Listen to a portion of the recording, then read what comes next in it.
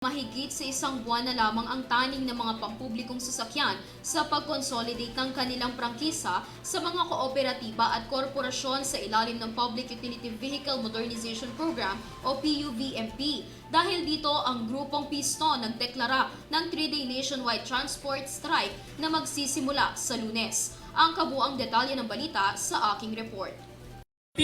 Sabay-sabay pong puputok sa iba't ibang bahagi ng ating bansa ang transport strike para igiit ang pananatili ng mga traditional o jeepney pagbalik sa 5 years na prangkisa. Dahil alam po natin mga kasama, ang sa ilalim ng modernization ay hindi po yan batas. Yan po ay isang executive order lamang sa ilalim ng 2017. Nagdeklara ng 3 araw na nationwide tigil pasada ang transport group na Pisto na magsisimula sa susunod na Lunes, November 20, 2023. Ito'y bilang protesta sa nakatakdang taning ng consolidation para sa Public Utility Vehicle Modernization Program o PUVMP. Ayon kay National President Modi Floranda, hindi raw sila nasiyahan sa bagong panukalang pag-amyenda sa Omnibus Franchising Guidelines. Hindi raw kasi nito nasagot ang kanilang mga hinaing kaugnay sa implementasyon ng PUVMP. Partikular ang kanilang apela na ipawalang bisa ang franchise consolidation component ng programa at suspindihin ang buong PUVMP.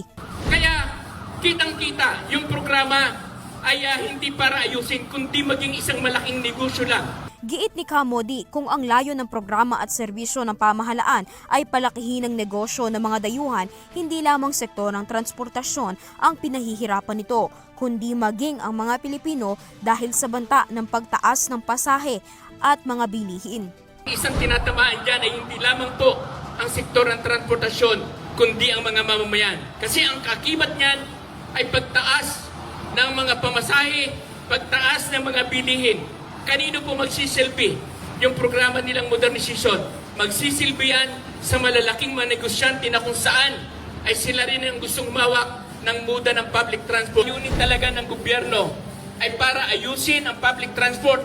Sabi nga natin, dapat ang inuuna ng gobyerno ay magbuo tayo ng sarili nating industriya.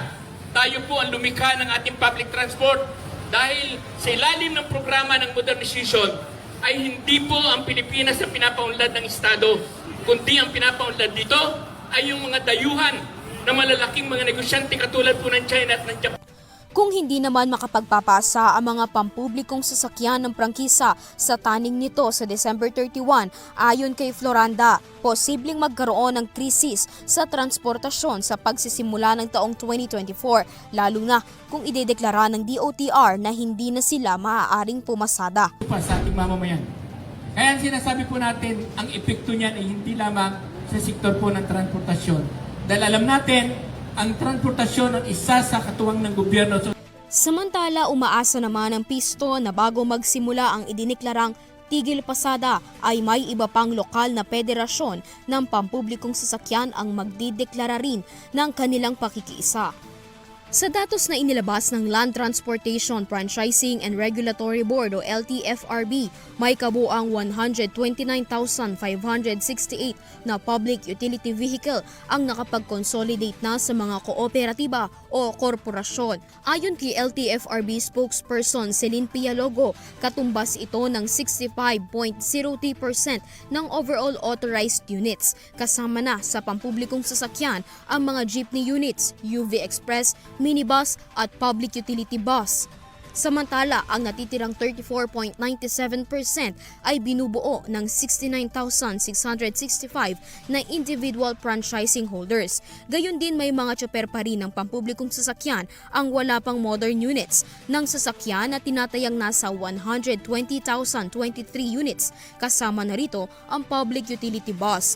Nanindigan pa rin ang Department of Transportation na hanggang December 31, 2023 ang deadline ng consolidation ng prangkisa para sa Public Utility Vehicle Modernization Program. Para sa URTV News, Criza Lopez, sumasaludo sa bawat Pilipino.